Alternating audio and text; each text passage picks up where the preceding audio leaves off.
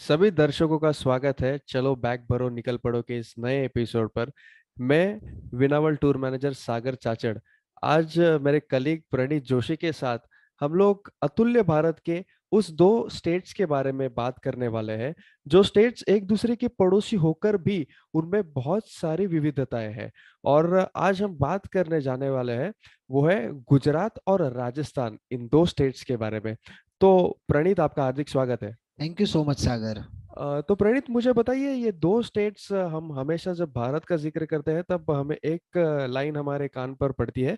उसे कहा जाता है कि भारत की जो है विविधता में ही भारत की एकता छुपी हुई है। यस। तो प्रणीत, ये दो स्टेट जो है गुजरात और राजस्थान एक दूसरे के बाजू में होकर भी बहुत सारी उनमें विविधताएं है। तो हम शुरू करते हैं इतिहास से। प्रणीत, यस। गुजरात के इतिहास के बारे में जरा बताइए। यस डेफिनेटली सागर। भारत के स्वतंत्रता भारत जब स्वतंत्र हो रहा था तभी भारत के राष्ट्रपिता जिन्हें कहा जाता है महात्मा गांधी जी, उनका जन्म भी इसी गुजरात के एक छोटे से पोरबंदर नाम के शहर में हुआ था। उसी के साथ महात्मा गांधी जी का बहुत ही सुंदर और बहुत ही बड़ा आश्रम जो है वो अहमदाबाद में साबरमती नदी के किनारे है, जिसे साबरमती आश्रम के नाम से भी जाना जाता है।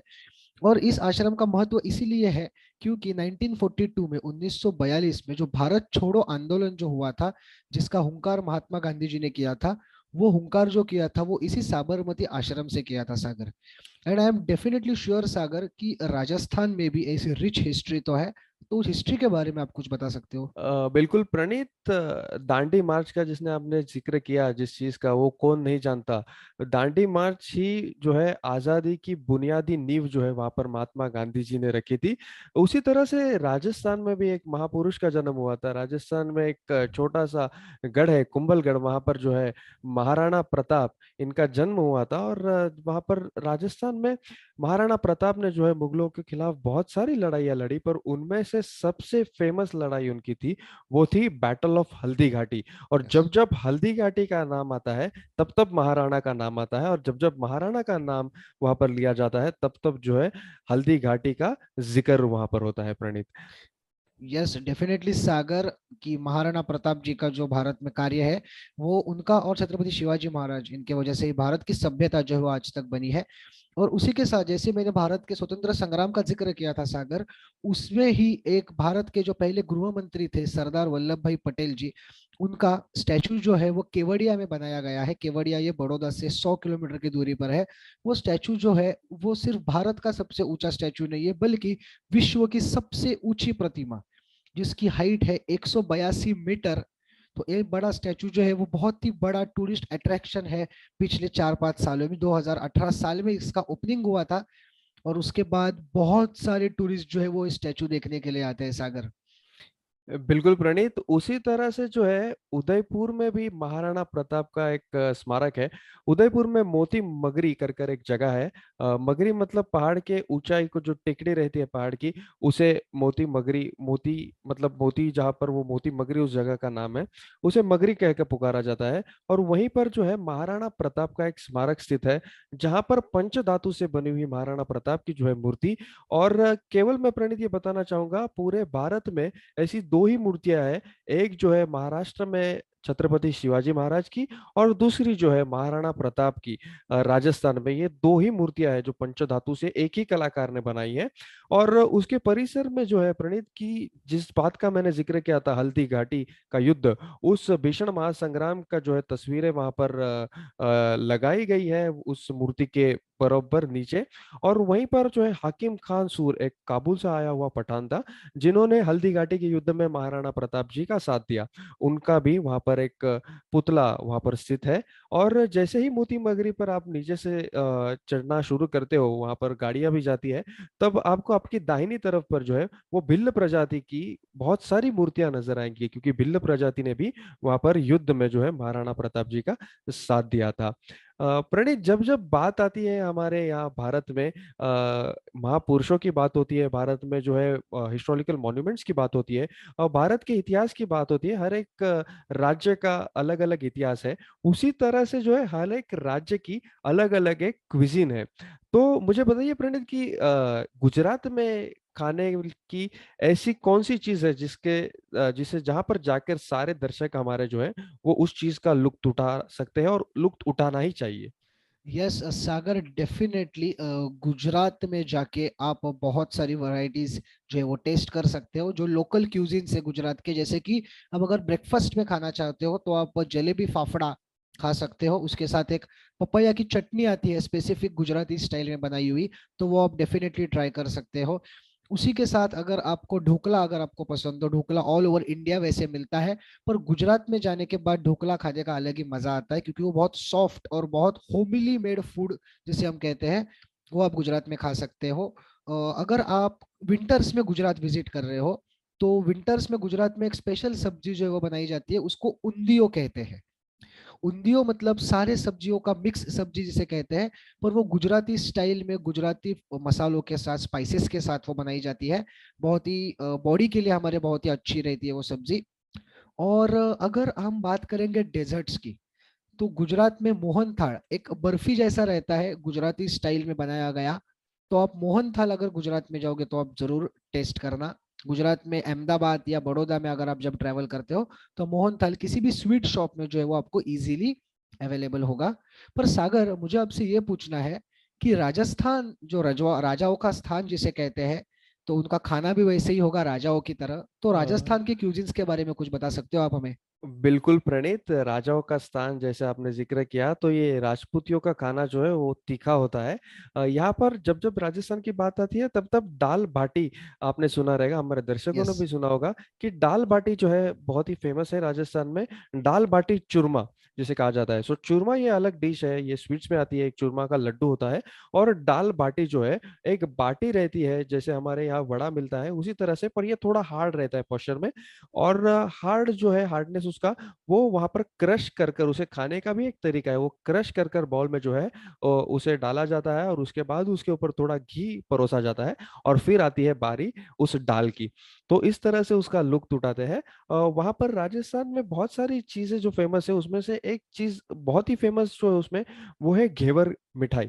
ये मिठाई में आता है जिसे पनीर का घेवर, सादा घेवर। ये घेवर अगर आप में से कोई भी राजस्थान में जाने वाला हो, या प्रणीत अगर आप भी राजस्थान में जाने वाले हो, यस। तो घेवर का बिल्कुल लुत्फ उठाइएगा प्रणीत वहां पर। यस, फॉर श्योर सागर। सागर, मुझे और एक आपसे बात पूछनी थी कि राजस्थान में बहुत ऐसी जगह है, मैंने सुना है, मैं 2-3 बार राजस्थान विजिट भी कर चुका हूँ, तो मैंने ऐसे सुना है कि राजस्थान में ऐसी कुछ चीजें हैं जो बहुत इंटरेस्टिंग है। तो उसमें से एक इंटरेस्टिंग चीज आप मुझे बता सकते हो? बिल्कुल प्रणीत, देखिए सवाई माधव सिंह द सेकंड जो राजस्थान के राजा हुआ करते थे, राजस्थान के मेवाड़ के जयपुर के राजा हुआ करते थे। तब जयपुर की पुरानी, जब जयपुर शहर नहीं था तब अंबर विलेज में उनका राज हुआ करता था। अंबर फोर्ट भी वहां पर स्थित है। और जो है माधव सिंह जो है उनकी एक आदत थी कि वो रोज सुबह जो है गंगा जल से नहाया करते थे। तो वाराणसी में जो गंगा बहती है वहां से उनके लिए खास जल लेके आया करते थे। उनके जो कर्मचारी थे, उनके जो सेवक थे, उनके लिए जल लेके आया करते थे। और उस गंगा जल से उनको नहाने की आदत थी। तो तकरीबन ब्रिटिश एरा के वक्त की ये बात है। सवाई माधव सिंह जो सेकंड थे, तब किंग एडवर्ड्स की जो है वहां पर कोरोनेशन सेरेमनी थी, तो उन्हें इंग्लैंड बुलाया गया था। तो ओके। जो है राजा को जैसे आदत थी कि गंगा जल से नहाने की, तब प्रणीत चांदी के दो बड़े से जो है मटके वहां पर बनाए गए। और उनकी कैपेसिटी, जो एक मटके की कैपेसिटी थी, वो 9,000 लीटर्स उनकी कैपेसिटी थी। सो 9,000 लीटर की ऐसे दो मटके वहां पर चांदी के जो है शिप में डाले गए और वहां से जो है इंग्लैंड वहां पर ले जाया गया। क्योंकि जो है राजा को वहां के रोज सुबह गंगा जल में नहाने की आदत थी। तो हम ये कह सकते हैं कि ये भारत के पहले दो ऐसे मटके हैं चांदी के जो इंग्लैंड रिटर्न है विदाउट वीजा। सुपर्ब सागर, एक्सीलेंट। मतलब यही है राजाओं का स्थान राजस्थान बेसिकली, कि राजा हो तो कैसा हो। तो यस, डेफिनेटली सागर। तो यस। प्रणीत मुझे ये बताइए कि ऐसे इंटरेस्टिंग और अमेजिंग फैक्ट्स गुजरात के बारे में भी कुछ है? यस सागर, आपने सुना होगा द्वारिका के बारे में। ऐसा कहते हैं कि द्वारिका जो थी वो सोने की नगरी थी। पर अभी आप जब द्वारिका विजिट करते हैं तो ऐसा एएसआई जब भी सर्वे करती है, तो ऐसा कुछ सोने का मिलता नहीं है। तो ऐसा इसके बारे में कहा जाता है कि जब ही भगवान श्री कृष्ण अपना मनुष्य जन्म छोड़ के परलोक में जा रहे थे, तब तभी उन्होंने उनकी जो राजा गद्दी थी, जो उनकी सोने की नगरी थी, वो उन्होंने खुद ने नीचे समुन्द्र में डुबाई थी, और बाद में वो चले गए। पर इस फैक्ट से हम इनकार नहीं कर सकते, क्योंकि एएसआई को 4 से 5 हजार साल पुराने पत्थर जो है वो उसी द्वारिका के नीचे समुन्द्र में मिले हैं। सो ऐसा हम कह सकते हैं कि जी हाँ, जो मंदिर है वो 4.5 से 5 हजार साल पुराना भगवान श्री कृष्ण का, द्वारकाधीश भगवान का टेम्पल जो है वो गुजरात के द्वारिका में स्थित है। बिल्कुल प्रणीत, अगर कभी मुझे मौका मिला गुजरात जाने का तो द्वारका में बिल्कुल विजिट करूंगा। तो प्रणीत, हमने ये दो राज्यों के बारे में बात की, तब हमने यहाँ पर अपना जो है दोनों राज्यों का इतिहास बताया, हमने टूरिस्ट मॉन्यूमेंट जो है वो कौन से हम घूम सकते हैं वो भी जान लिए। अब प्रणीत, मुझे ये बात बताइए कि जब जब भारत का नाम आता है तब तब एक बात आती है कि द कंट्री ऑफ फेस्टिवल्स। हर महीने यहाँ पर इतने लोग विभिन्न जाति प्रजाति के लोग यहाँ पर रहते हैं, तो हर एक महीना जो है वहाँ पर त्योहार तो बिल्कुल रहता ही है भारत में। तो प्रणीत, मुझे बताइए गुजरात में सबसे फेमस त्योहार कौन सा है जो मनाते हैं? यस, डेफिनेटली सागर। ये जो त्योहार जिसके बारे में बताना चाह रहा हूँ वो ना बल्कि गुजरात में बल्कि पूरे भारत में ये मनाया जाता है, जिसका नाम है नवरात्रि। नवरात्रि जो गणपति दिवाली के बाद, दिवाली के पहले जो फेस्टिवल आता है नवरात्रि का, वो बेसिकली बहुत ही बढ़िया तरीके से, बहुत ही बड़े पैमाने में गुजरात में सेलिब्रेट करते हैं। उसी के साथ नवरात्रि में गरबा, दांडिया रास का भी गुजरात में बड़े बड़े मैदानों में आयोजन किया जाता है, और सारे हमारे गुजराती भाई बहनें जो रहती है वो पूरे 9 दिन उपवास रख के गुजरात में जो है वो नवरात्रि जोरों शोरों से सेलिब्रेट करते हैं। सागर, जैसे कि मैंने बताया कि राजस्थान में, मतलब राजस्थान में ऐसे कौन से फेस्टिवल से जो सेलिब्रेट करते हैं, और वो भी राजेशाही स्टाइल में। देखिए प्रणीत, राजस्थान में या पूरे भारत में जो है लगभग फेस्टिवल जो है हमारे भारत में एक समान ही होते हैं, हर स्टेट में जो है वहाँ पर मनाए जाते हैं, पर सबसे ज्यादा बड़े पैमाने पर राजस्थान में एक फेस्टिवल मनाया जाता है जो राजस्थान का एक पुष्कर सिटी है राजस्थान की। उस पुष्कर शहर में जो है होली का फेस्टिवल बहुत ही जोरों शोरों से जो है वो मनाया जाता है। ना कि केवल देश के लोग, लेकिन पूरे विश्व के लोग यहाँ पर जो है होली में बहुत जोरदार से और बहुत उत्साह से यहाँ पर उस होली का भाग लेते, होली में भाग लेते हैं। और एक और फेस्टिवल ऐसा है राजस्थान में, राजस्थान के पुष्कर में ही, जिसे कहा जाता है पुष्कर मेला।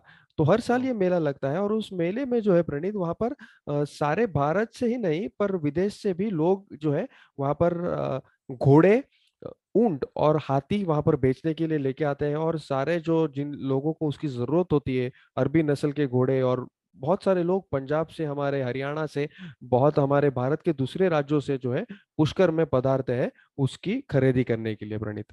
ग्रेट, सुपर्ब सागर। मतलब राजस्थान में भी सभी चीजें हैं। मतलब मैं ये कह सकता हूँ कि दोनों राज्य जो है वो एक दूसरे के बहुत ही पड़ोसी है, बहुत ही नजदीक है, पर फिर भी कल्चर कितना अलग अलग है दोनों स्टेट्स का। बिल्कुल बिल्कुल प्रणीत, प्रणीत अभी एक बात बताइए कि मुझे कि अगर किसी को एक शाम अपनी बितानी हो, जैसे कि अगर मैं गुजरात में जाता हूँ और मुझे एक शाम जो है बड़े आराम से वहां पर बितानी है, मुझे ज्यादा जो है चलना नहीं है, मुझे एक जगह पर बैठकर जो है मैं अपनी शाम बिता सकूं, ऐसी कोई जगह गुजरात में है?